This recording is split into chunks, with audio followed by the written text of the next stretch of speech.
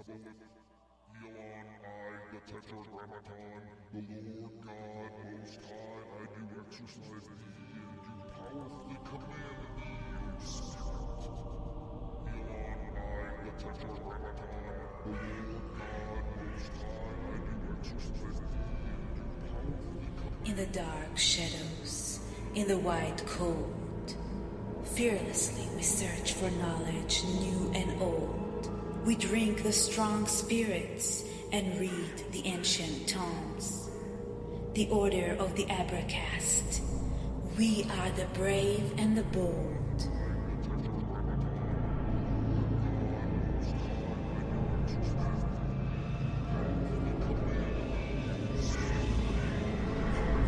Occult, history, conspiracy, and violence.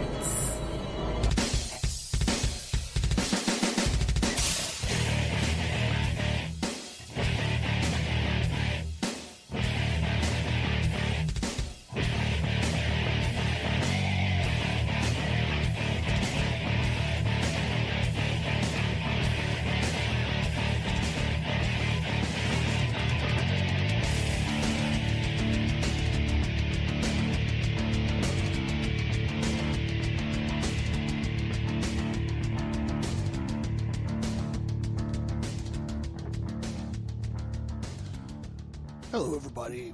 Welcome to the Abracast. I'm your host, Dr. John Towers. You know, we've been talking about the end of Western civilization for a while. What did I say the other day? It's being held down and pegged violently with no Vaseline. So we've been spending a little bit of time talking about not only just the end of Western civilization, but the birth of Western civilization and some of the amazing defenses of Western civilization over the years. And that's what we're going to be talking about tonight. We're going to be talking about the famed Battle of Tours. And we have done an episode about this before, but we're using all new source material and stuff to redo this one. And I imagine the original Battle of Tours episode is probably archived by now. Spent a lot of time archiving stuff lately in the expectation of my podcast disappearing. So let's talk about the history of Tours. The actual geographic location of Tours, and then we can kind of talk about what happened there. Lo, these many years ago.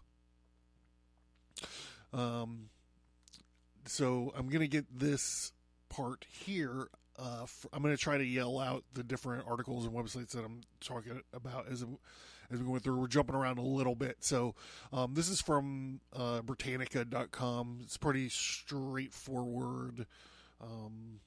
There's no apologetics in this area here, which I don't think we're going to be able to say all the way through the episode.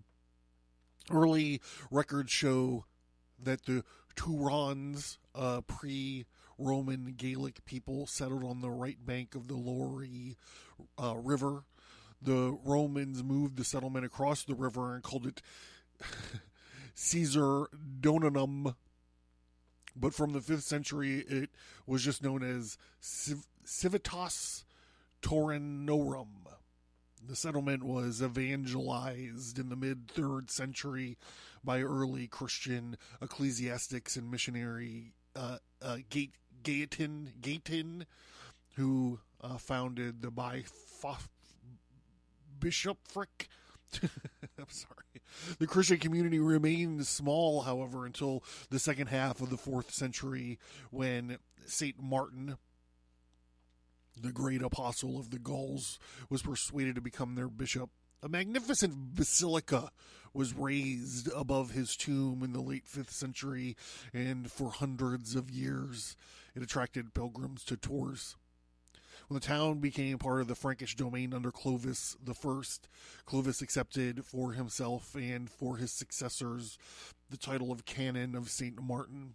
At the end of the 6th century, the bishopric was held by Gregory of Tours, who had an abbey built around St. Martin's Basilica. The abbey grew immensely rich, and the Emperor Charlemagne established discipline in the monastery and developed the intellectual life under the English scholar Alcuin. After pillaging incursions by the Normans, a protective wall was built around the St. Martin's district, which 400 years later was united to the borough of Tours. When a common wall was built around both Tours and Châteauneuf, originally St. Martin's district, and known as the Martinopolis. So this is the history of where this epic battle took place.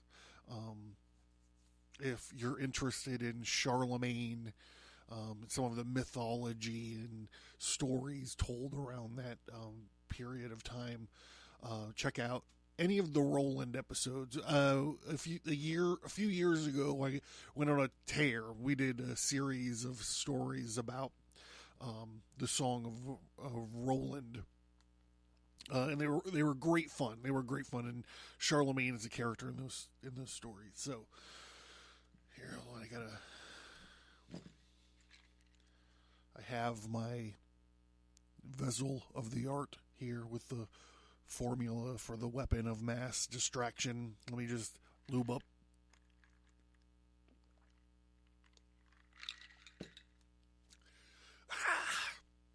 The jihad, the mother's milk.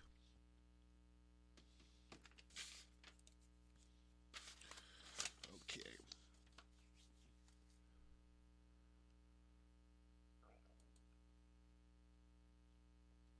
Okay, so let's talk about the expansion of Islam. This is from ClassicHistory.net. Islam expanding. In the Middle East, the religion of Islam was formed in 622 AD. The religion was quickly united under the new religion and then began to conquer the more distant lands. So this happened right after Muhammad's death. He died, and it spread like a wildfire, and it wasn't spread like we just heard about in Tours by evangelizing. It was spread by the sword. By 711, Islamic armies had crossed Gibraltar Strait and entered into Europe by way of present-day Spain. More on that here in a moment. It was from here that they began to set up new kingdoms, seek to conquer other parts of Europe, primarily for plunder of any type of treasure, for any type of treasure they could find. The indigenous peoples of Europe referred to the Islamic invaders as the Saracens. From Spain, the door stood wide open from the Saracens to enter into France, the conquest of which would likely have been followed by the rest of Europe. It might have resulted in the banishment of Christianity from Earth. At this time, Christianity was not universally known or practiced even by those nations in which today are regarded as the foremost in civilization. Great parts of Britain, Germany, Denmark, and Russia were still pagan and barbarous. So let's talk about Hispania for a second. The military history.fandom.com, the Muslim conquest of Hispania. The Umayyad troops under al-Samha ibn Malik el-Qanalani, the governor and general of all Adalness, overran Septimania by 719, followed by their sweep up the Iberian Peninsula. Al-Samha set up his capital from 722 at Narbonne, which the Moors called Arbuna, with the port of Narbonne secure, the Umayyads swiftly subdued the largely unresting cities of Alet, Braziers, Alge, Lodev, Magaloni, and Nims, all controlled by the Visigoth counts. So there was a lot of stuff that happened in Spain right before this.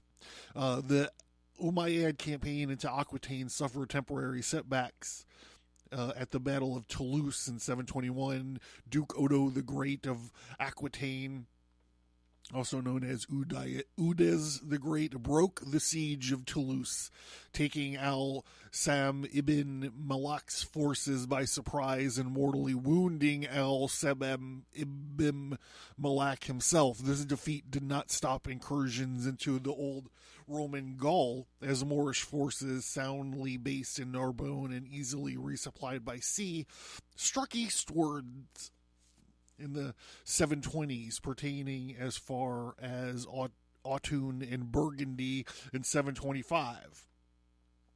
Threatened by both the Umayyads in the south and the Franks in the north in 730, Odo allied himself with Berber emir Autun ibn Nasa, called Munuza by the Franks, deputy governor of what would later become Catalonia, as a gauge. In the seals, the alliance Utman was given Odo's daughter Lampad in marriage. The Moorish raids across the Pyrenees, Odo's southern border, ceased. However, the next year, Udum's rebellion against the governor of Al-Andalus,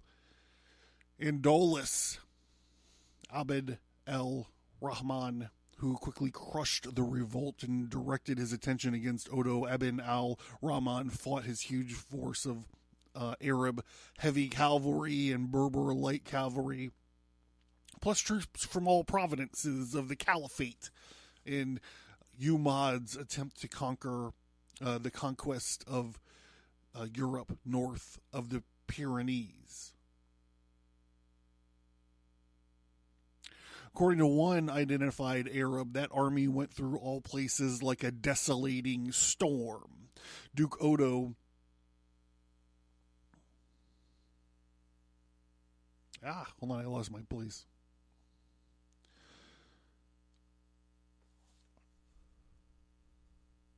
Duke Odo collected his army at Bordeaux and was defeated, and Bordeaux was plundered into the slaughter of Christians at the Battle of the River Garneau. Was evidently horrific. The Mazabaric Chronicle of 754 commented, Solos deus numerium morentium vel parentium recognoscigak. So my Latin is a little rusty, but it sounds to me like solos Dios, God, numerium, something about the number, morentium, vel parentium recognast.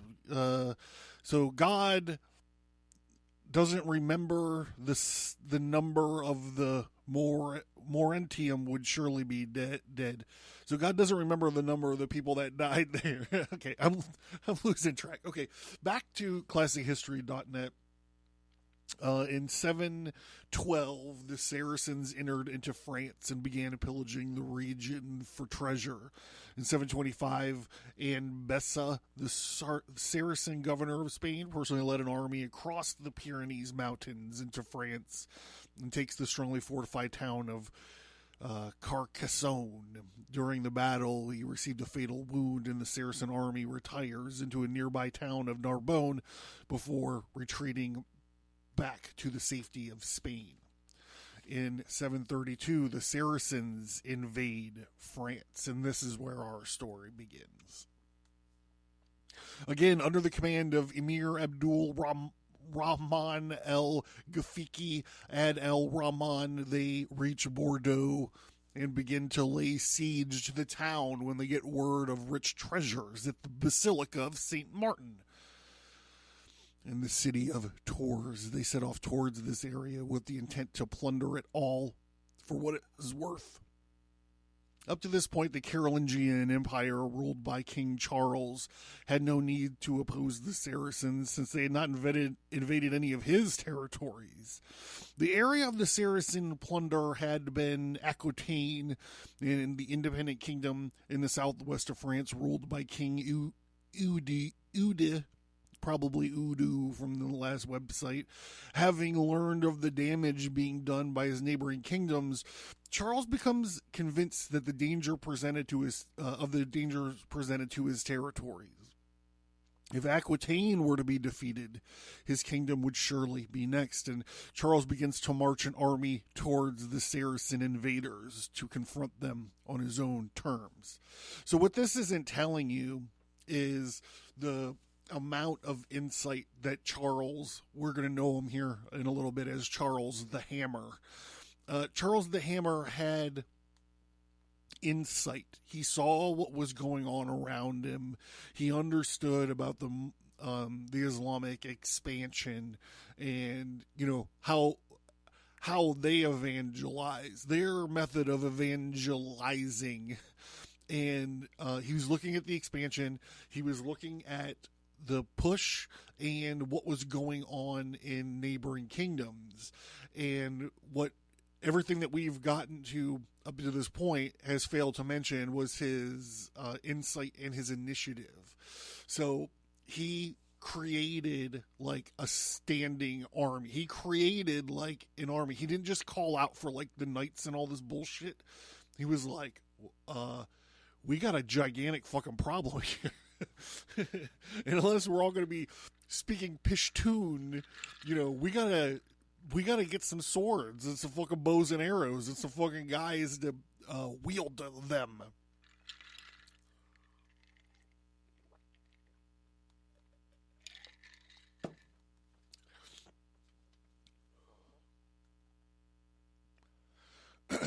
And that's what he did.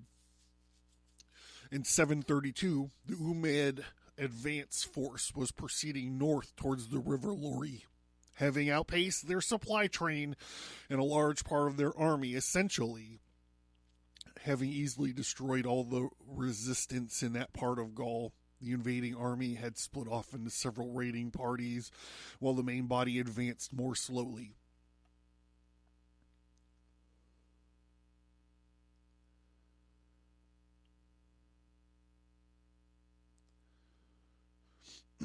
The Umayyad attack was likely so late in the year because many men and horses needed to live off the land as they advanced. Thus, they had to wait until that area's wheat harvest was ready, and then until a reasonable amount of the harvest was threshed slowly by hand with flails and stored further north. And later that harvest is, and while the men could kill farm livestock for food, horses cannot eat meat and needed grain as food. The military explanation for why Odo was defeated so easily at Bordeaux and at the Gargonne after having won 11 years earlier at the Battle of Toulouse, as we've heard about, is simple. At Toulouse, Odo managed a basic surprise attack against the overconfident and unprepared foe, all of whose defensive works were aimed inwards, while he attacked from the outside. The Umayyad forces were mostly infantry, and what cavalry they had never got a chance to mobilize and meet him in open battle, as Herman of Carthinia wrote in one of his translations of a history of Al-Andalus. Odo managed a highly successful encircling envelopment which took the attackers by total surprise. And the result was a chaotic slaughter of the Muslim forces. At Bordeaux, again, at Garonne, the Umayyad forces were cavalry, not an infantry, and were not taken by surprise. Given a chance to mass for battle, which led to the devastation of Odo's army, almost all of whom were killed with minimal loss to the Muslims. Odo's forces, like other European troops of that era, lacked stirrups. Wow, that's weird.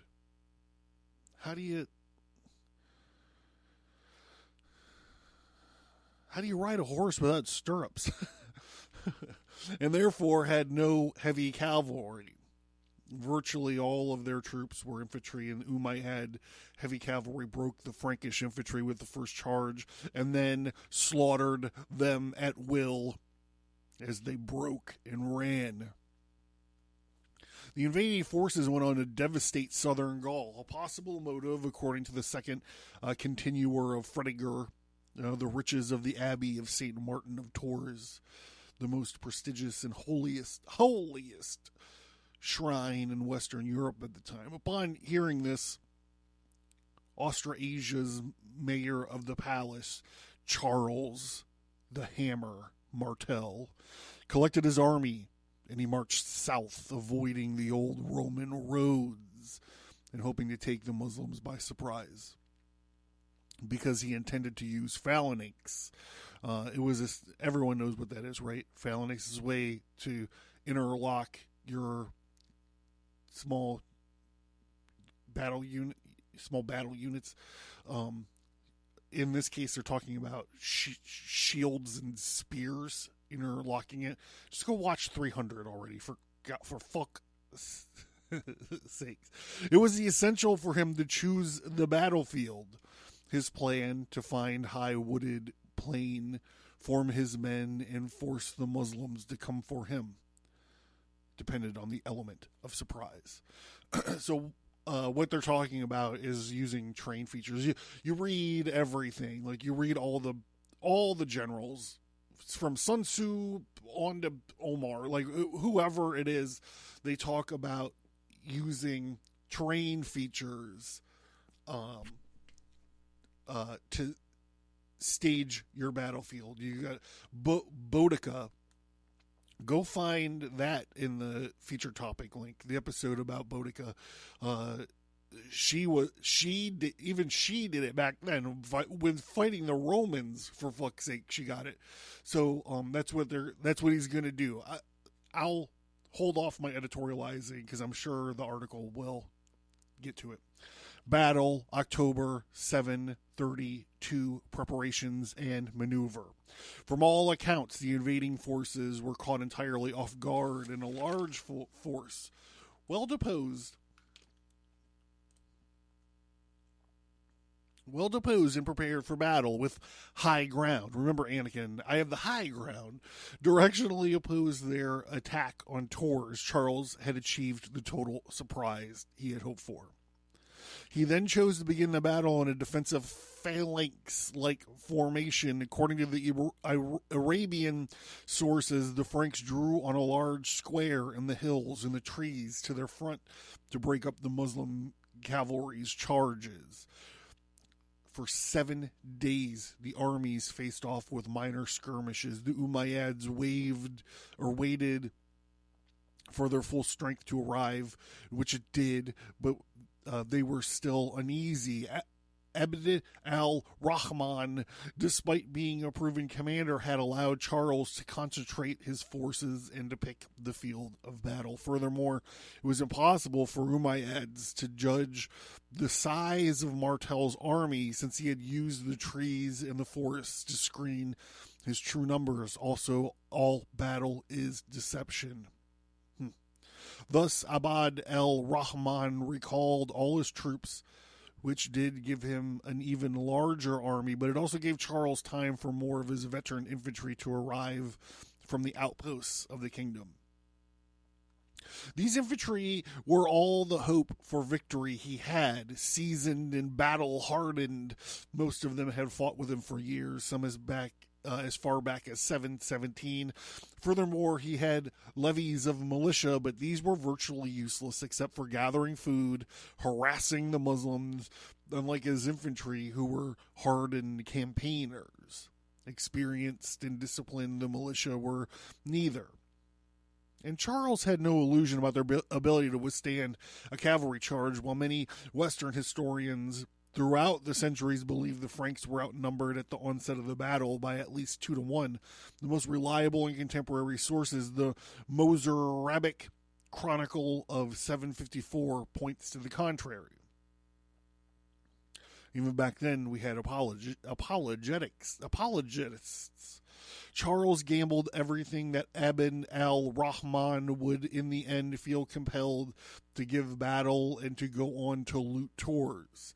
Neither wanted to attack, but Ibn al-Rahman felt that in the end obliged to sack Tours, which meant he had to go through the Frankish army on the hill in front of him.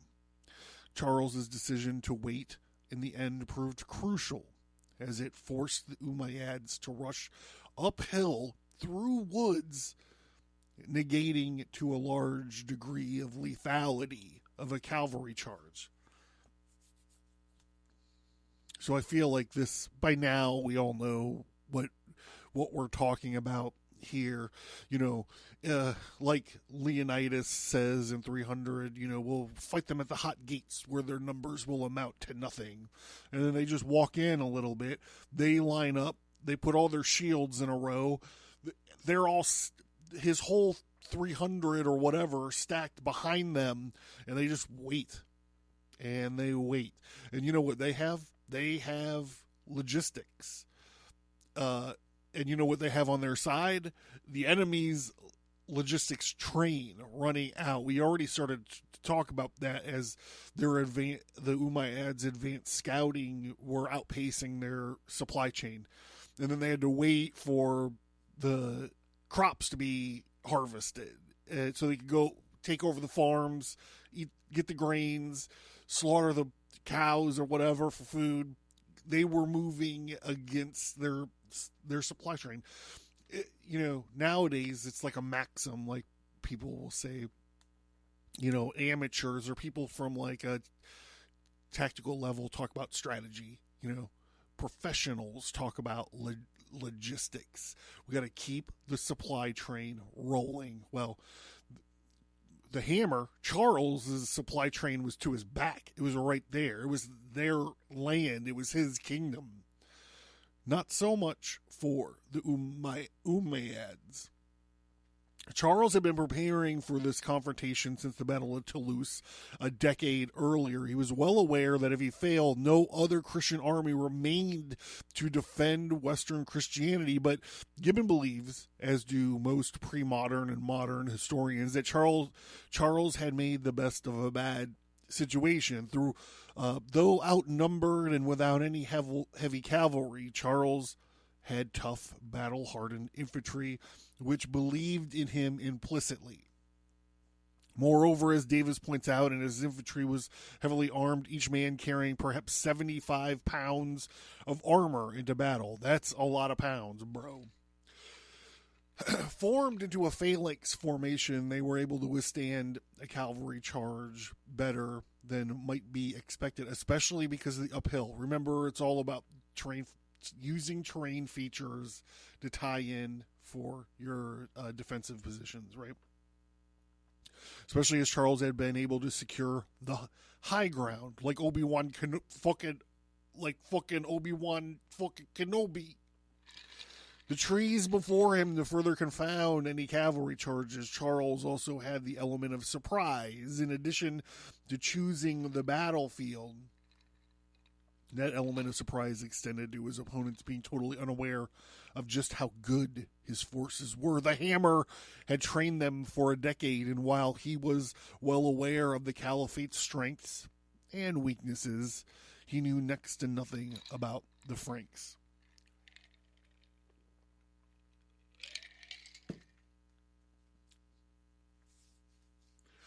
The Franks were dressed for the cold and had the terrain advantage. The Arabs were not as prepared for the intense cold on the oncoming northern European winter, despite having tents, which the Franks did not.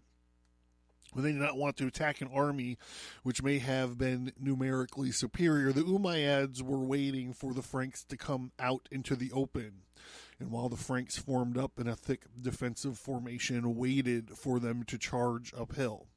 It was a waiting game. Charles won. The battle began on the seventh day as Ibn al-Rahman did not want to postpone the battle any longer with winter approaching.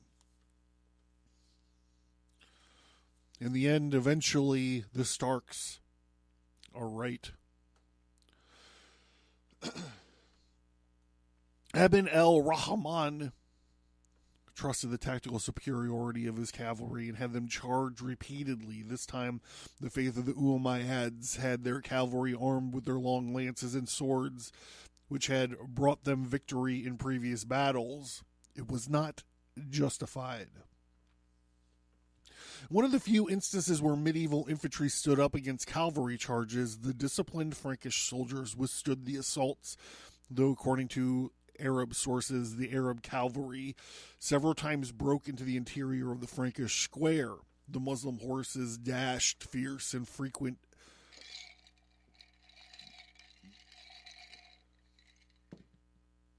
against the battalions of the Franks who resisted manfully, and many fell dead on either side.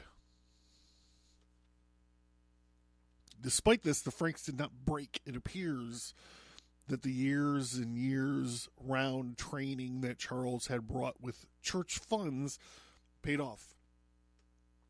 His hard-trained soldiery accomplished what was not thought possible at the time. Infantry withstood the Umayyad heavy cavalry. Paul Davis's The Corps of Charles' Army was a professional infantry which was both highly disciplined and well motivated, having campaigned with them all over Europe, buttressed by levies that Charles basically used to raid and disrupt his enemy and gather food for his infantry. The Mazarabic Chronicle of 754 says, "And in the shock of the battle, the men of the north seemed like a sea that cannot be moved. Firmly they stood, one close to another, forming as if it were a bulwark of ice. And the great blows of their swords they hewn down the Arabs, drawn up in a band around their chief. The people of the Austrasians carried all before them, and their tireless hands drove their swords down to the breasts of their foe." The original translation I've seen of this Mazarabic Chronicle of 754, it changes one word, but it is poetic, and it seems way more epic. So let me do it. I'm just going to do it out of my memory. I know the word. Here we go. "In the shock of the battle, the men of the north..." hold on. "And in the shock of the battle, the men of the north seemed like a sea that cannot be moved. Firmly they stood, one close to another, forming as if they were a glacier. And with great blows of their swords they hewn down the Arabs, drawn up in a band around their chief. The people of the Austrasians carried all before them. Their tireless hands drove the swords down to the breasts of their foe." The Umayyad troops that had broken into the square had tried to kill Charles, but his liegemen surrounded him. Would not be broken. The battle was still in flux when the Frankish histories claim a rumor went through the Umayyad army that the Frankish scouts threatened the booty of what they had taken from Bordeaux. Some of the Umayyad troops at once broke off from the battle and returned to camp to secure their loot. According to the Muslim accounts of the battle, in the midst of the fighting on the second day, Frankish accounts have the battles lasting one day only. Scouts from the Franks sent by Charles began to raid the camp and the supply chain, including slaves and other plunder. So again, here with the supply chain talk. Also, with the apologetics talk, for some reason, it seems okay to say that they ran back to their camp to secure their loot and their slaves that they took, rather than getting demoralized by the ass whipping they're taking on the field of battle. Charles supposedly sent scouts to cause chaos in the Umayyad base camp and to free as many of the slaves as possible, hoping to draw off parts of his foes. Remember how the Caliphate evangelizes by the sword and taking slaves. This succeeded as many of the Umayyad cavalry returned to their camp, and the rest of the Muslim army. This appears to be a full-scale retreat, and soon it became one. Both Western and Muslim histories agree that while trying to stop the retreat, Abd al-Rahman became surrounded, which led to his death. The Umayyad troops then withdrew altogether in their camp. All the host fled before the enemy, candidly wrote the Arabic sources, and many died in the flight. The Franks resumed their phalanx and rested in place throughout the night, believing the battle would resume the dawn of the following morning. They have no idea these guys are just fucking running.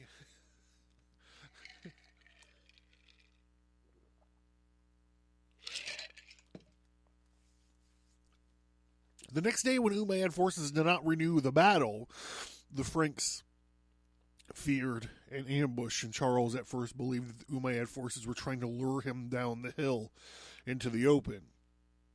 A tactic he knew he had to resist at all costs. He had, in fact, disciplined his troops for years that under no circumstances break formation and come out into the open.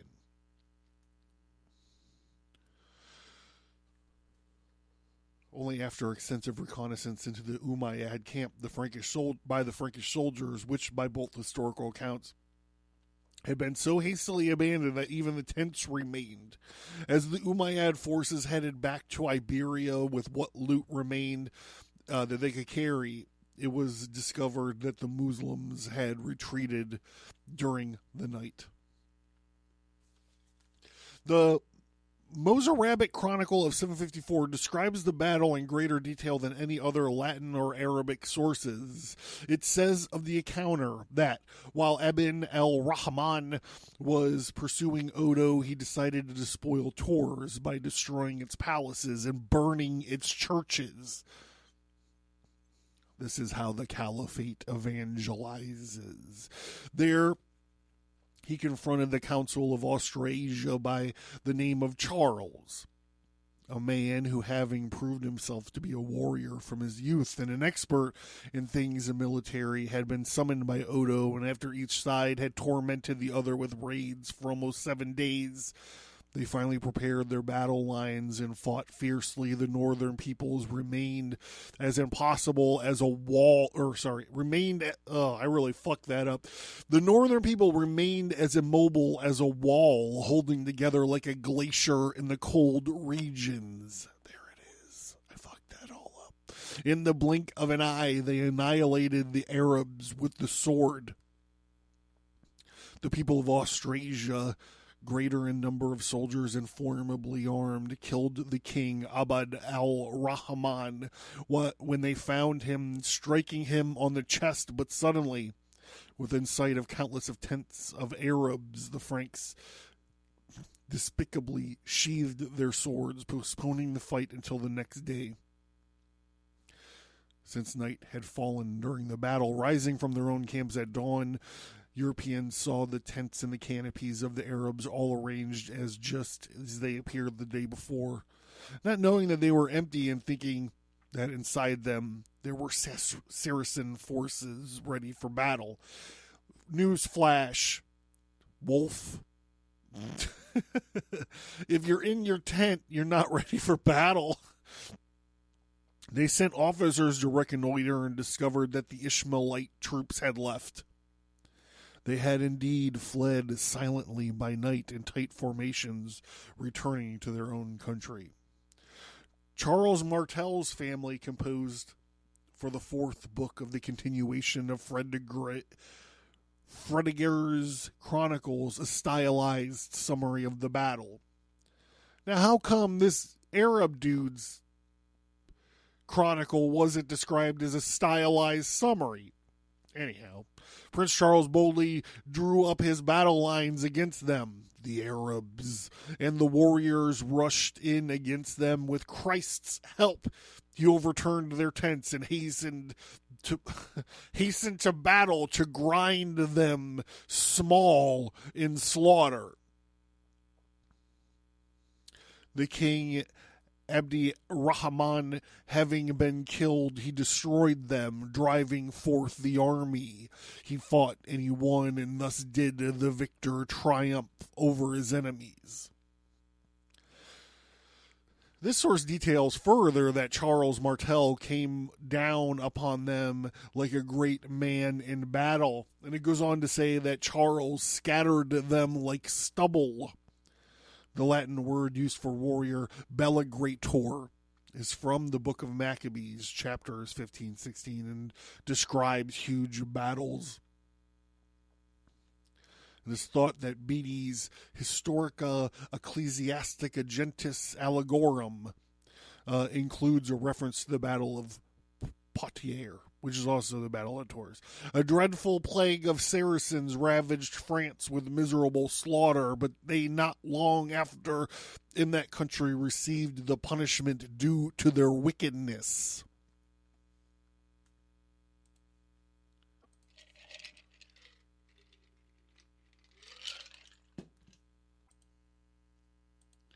So Umayyad retreat, and there was a second invasion.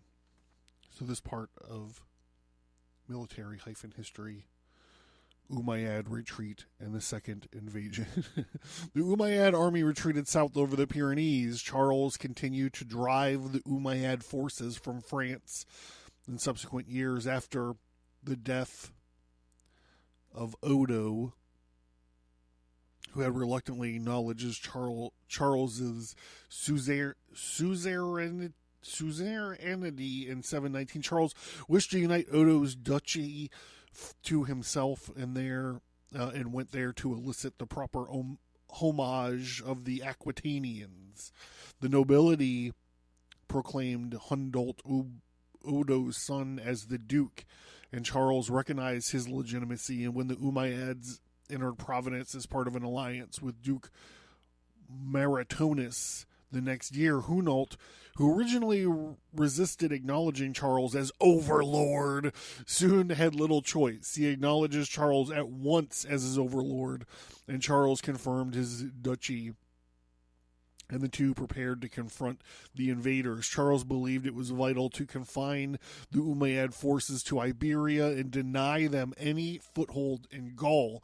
Therefore, he marched at once against the invaders, defeating one army outside Arles, which he took by storm, and razed and defeated the primary invasion forces of the Battle of the River Berry outside Narbonne.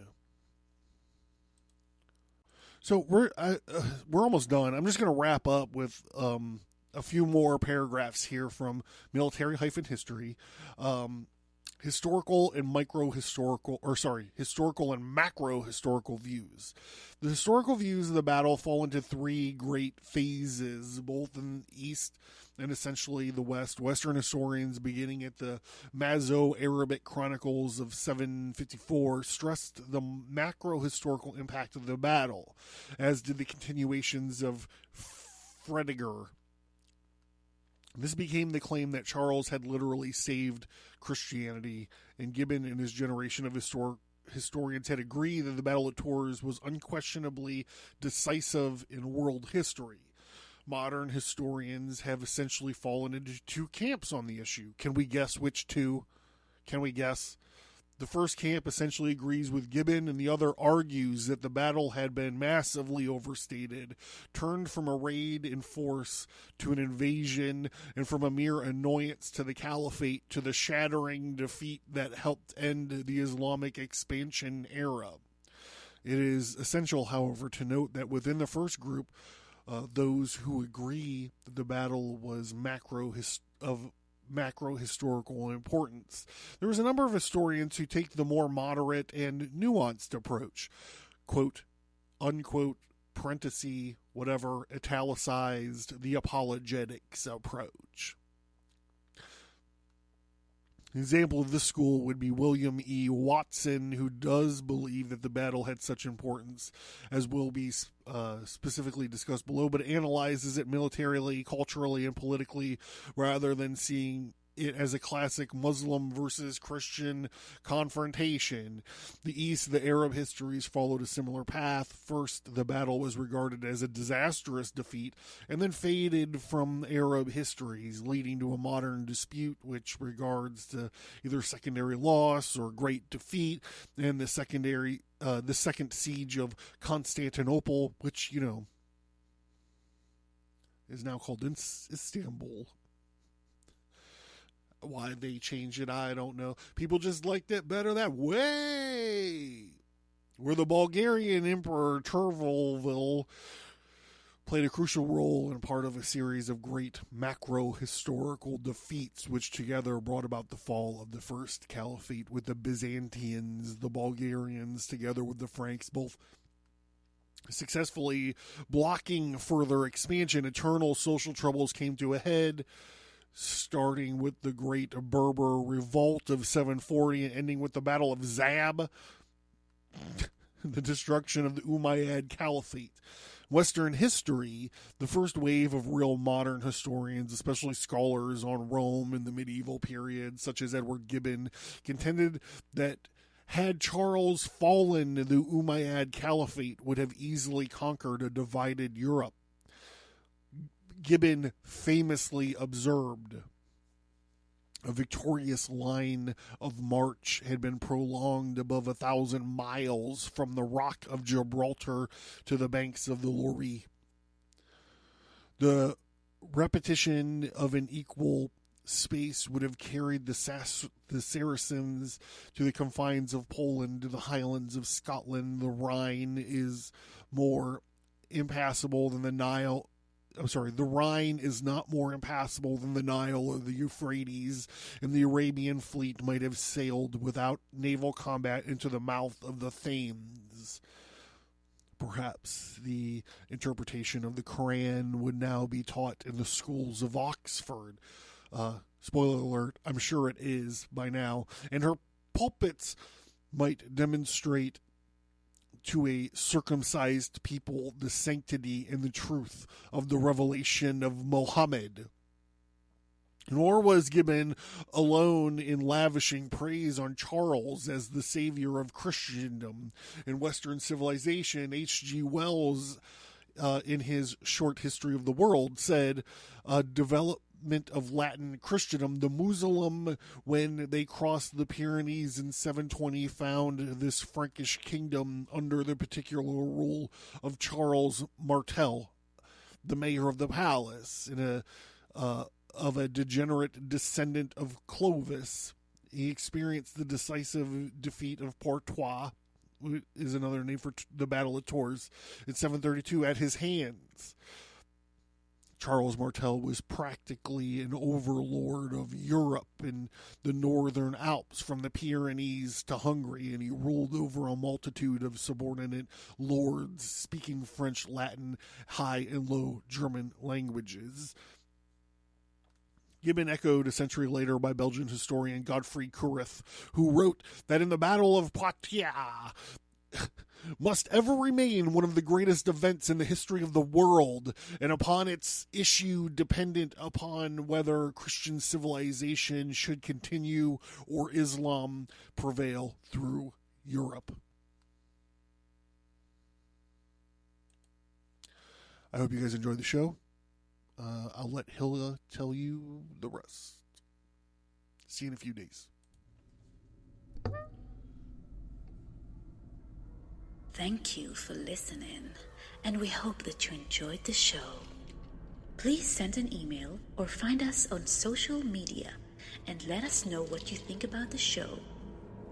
We would appreciate it if you would give us a 5-star rate and review wherever you find your favorite podcasts.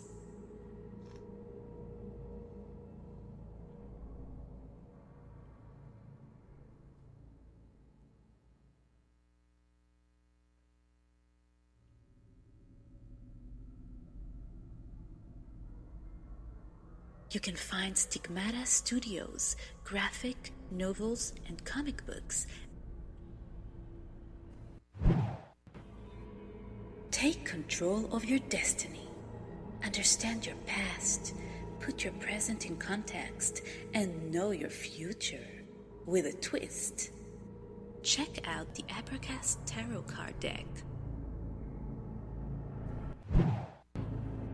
Your body is your temple, so let's make sure you got a badass t-shirt on it.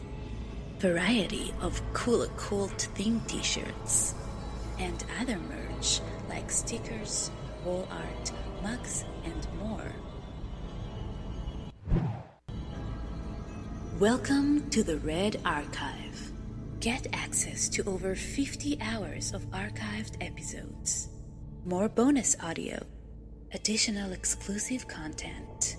All this for only $1 a month.